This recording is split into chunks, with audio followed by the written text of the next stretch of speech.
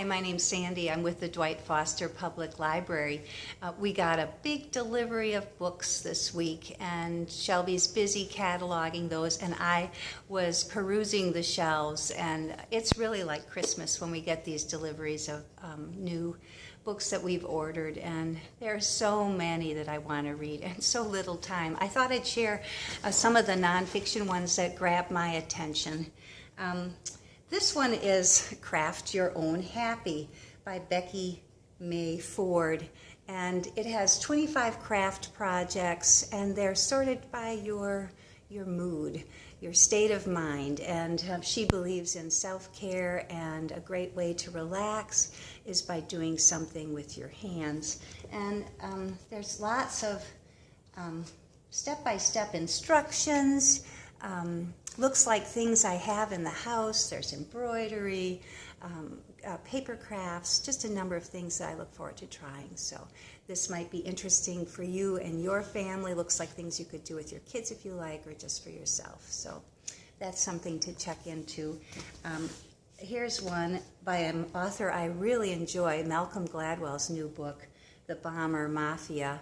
And it appears this one focuses on the background of the Tokyo bombing in 1945 and all the different developments that had to take place way back as in the 20s, when they designed something that would allow them to do precision bombing and targeting. So this looks interesting. He always has an interesting perspective on things and draws all sorts of elements into the story that you wouldn't have thought of yourself. So I look forward to reading that.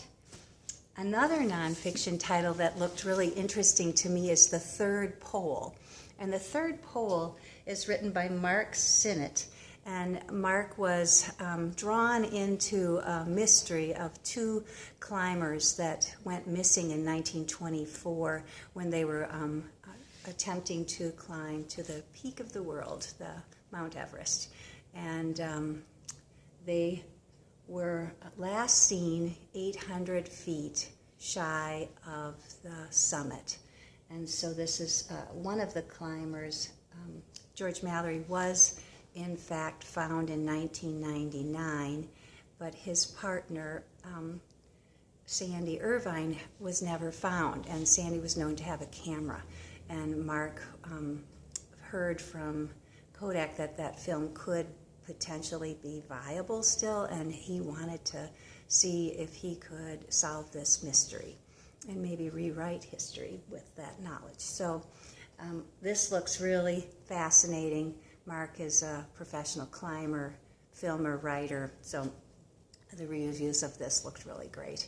So that'll be fun to read. And then here's another wonderful book, When You Wonder, You're Learning. And this is Mr. Rogers' Enduring Lessons for Raising Creative, Curious, Caring Kids. And this one is by Greg Baer and Ryan Radzisky. And I know that Fred Rogers' neighborhood was very intentional. All the elements there were to enhance the learning process for children. And this book goes into the science behind that, and hopefully it'll bring in a whole new generation of parents and teachers who will take on some of those practices, and maybe they already do, but it will be encouraging for them. And being a grandma, I want to make sure that I have an environment for my new grandson that is stimulating and encourages his curiosity of the world too. So I'm going to be reading that one. And another book that I intend to read is Nobody's Normal: How Culture Created the Stigma of Mental Illness. This is by Roy Richard Grinker. He has 4 generations of family members that were neurologists or psychoanalysts, and he himself is an anthropologist, but he studies the history of the definition of mental health and the treatment of mental health, and talks about the stigma and our definitions of and terminology that we use for the mental health conditions are kind of a double-edged sword. He, in a review, I heard him say that it can foster research and treatment, so in that way it can be very positive, but also it can be so detrimental and demeaning to those suffering from different mental health conditions. And he believes we should look at that in terms of a spectrum of mental health, not this defining line between healthy or unhealthy mental states. So this looks very interesting to me. Another book that I love to cook, and this one looked great. It's Always Freezer Season, How to Freeze Like a Chef, with 100 Make-Ahead Recipes by Ashley Christensen and Caitlin Golan. And these two professionals look like they teach us some of the basics of freezing. It's a way to have your freezer become part of your pantry. And I've been cooking for my parents off and on throughout the pandemic, and I know this would be really helpful.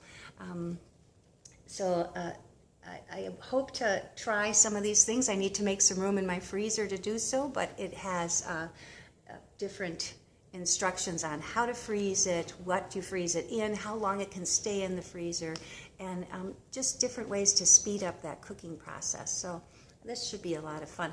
And what I really love is there is a photo for every recipe, and that's just really key to me. I love a good photo and wonderful instructions. So this is another good book. So we have so many great books to read and way too little time, but be sure to come on down to the library or give us a call or go to the website at www.fortlibrary.org.